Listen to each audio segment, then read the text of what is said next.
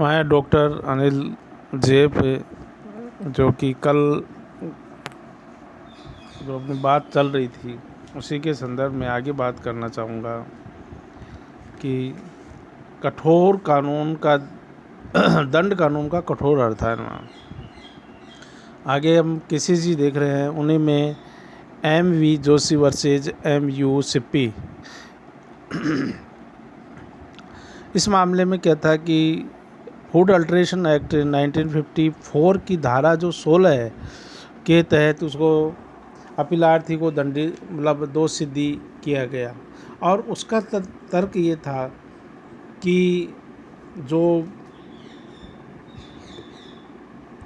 वस्तु अधिनियम के अंतर्गत जो पारित नियम के अनुसार मक्खन था ही नहीं। मतलब उस व्यक्ति ने क्या किया कि मक्खन में जो फूड अल्ट्रेशन की बात आई तो उसका कहना था कि मक्खन तो दूध से निकाला जाता है, उसको मक्खन कहा जाता है, जबकि मैंने जो मक्खन निकाला है वो तो मैंने दही से निकाला है। तो दही में से जो मक्खन निकाला गया है, इसलिए मेरे ऊपर ये फूड अल्ट्रेशन की धारा है वो लागू नहीं होगी, क्योंकि मैंने जो मक्खन निकाला है वो दही से निकाला गया है, अतः ये मेरे ऊपर लागू नहीं होगी। लेकिन न्यायालय द्वारा उसकी बात को नहीं माना गया और उसको दोषी माना गया। न्यायालय ने कहा कि इससे कोई फर्क नहीं पड़ता कि आपने दही से मक्खन निकाला या दूध से मक्खन निकाला गया है। तो ये तो एक न्यायालय द्वारा कहा कि ये तो शब्दों का फेर है, बाकी मक्खन में यदि मिलावट है तो इसका मतलब आपके ऊपर ये आरोप जो लगे हुए आरोप हैं ये सिद्ध माने जाएंगे। और इसमें न्यायालय ने ये भी कहा है कि ये विधायिका का आशय स्पष्ट है, क्योंकि उनके द्वारा जो प्रयोग की गई भाषा भी बिल्कुल स्पष्ट है। एक अन्य मामले में हम देखते हैं कि Ratanlal versus state of Punjab. इस मामले में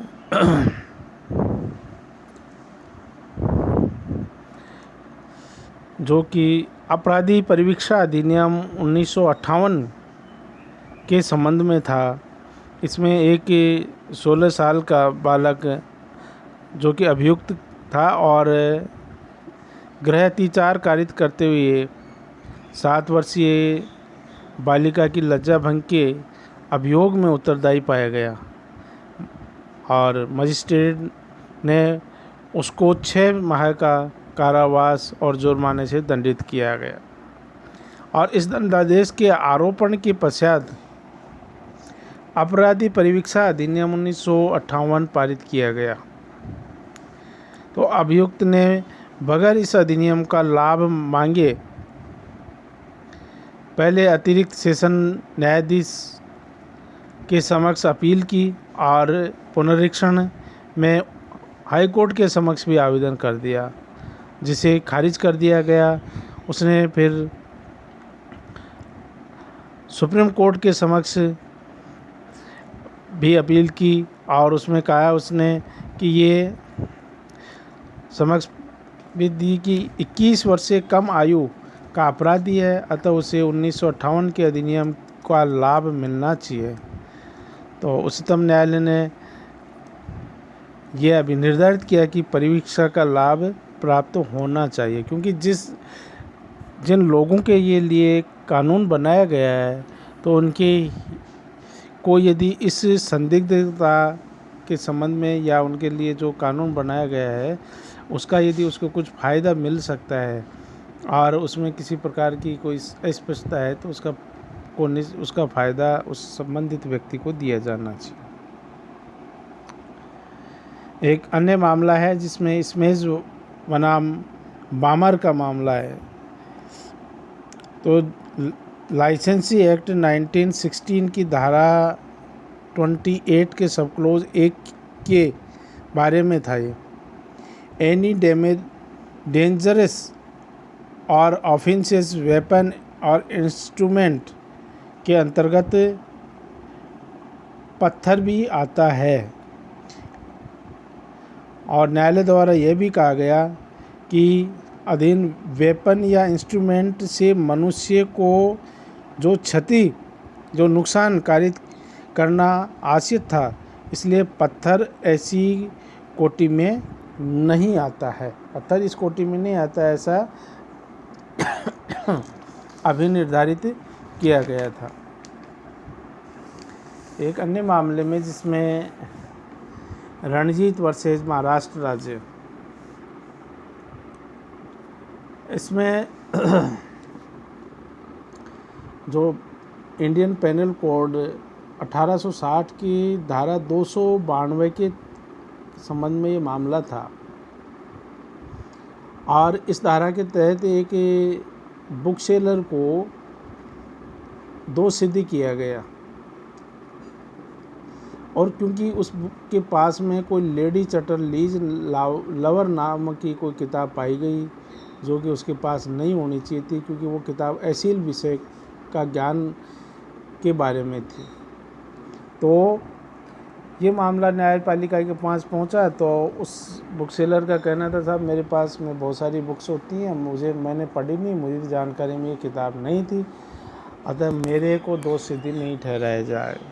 और ये धारा जो 292 है आईपीसी की, ये मेरे ऊपर नहीं लगाई जाए। लेकिन यहाँ सुप्रीम कोर्ट ने ये कहा कि ये धारा आपके ऊपर लागू होगी, क्योंकि आपके पास में आपके पोजीशन में पाई गई है, इसलिए आप इसके लिए मतलब लायबल हैं। जबकि दूसरी तरफ उस बुक सेलर का कहना था, साहब मेरी मन स्थिति नहीं थी, मैंने अपने मन से, या मेरा इंटेंशन नहीं था कि मैं ऐसी किताब रखूं, लेकिन मुझे नहीं पता कि इतनी हज़ारों किताबों में से ये किताब भी मेरे पास में यहाँ रखी हुई थी।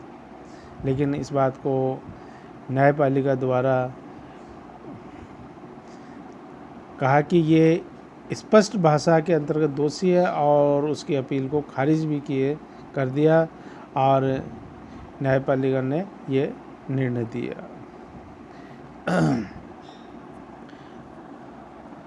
एक अन्य मामले में इंदर सेन वर्सेस पंजाब राज्य का मामला था, जिसमें अफीम अधिनियम 1878 की धारा 9 के अंतर्गत ये अपराध माना गया कि यदि किसी के पास में ये पाई जाती है अफीम, तो उसको अपराधी माना जाना चाहिए। तो उच्चतम न्यायालय ने कहा कि अधिनियम की धारा 9 में शब्द पोजेशन में होना का पूर्ण अर्थ स्पष्ट नहीं है, क्योंकि ये अधिनियम एक विधान है, अतः दो युक्त अर्थ निकलने के समय इसे अभियुक्त के पक्ष में ही इंटरप्रिटेशन किया जाना चाहिए। अतः ऐसा करने से यह उचित होगा कि अभियोजन के द्वारा ये साबित करना आवश्यक है कि अफीम उस एक्यूज्ड के पोजेशन में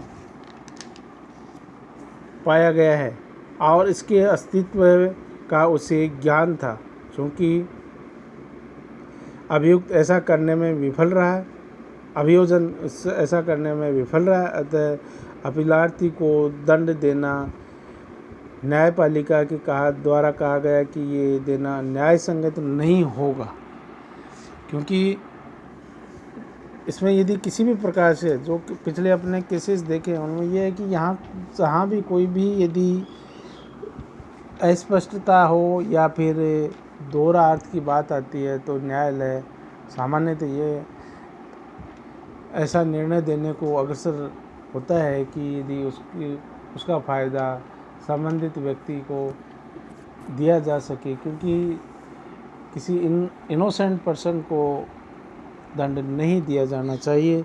ऐसी न्यायपालिका के द्वारा ऐसा ही निर्णित इसमें दिया गया था न्यायालय द्वारा।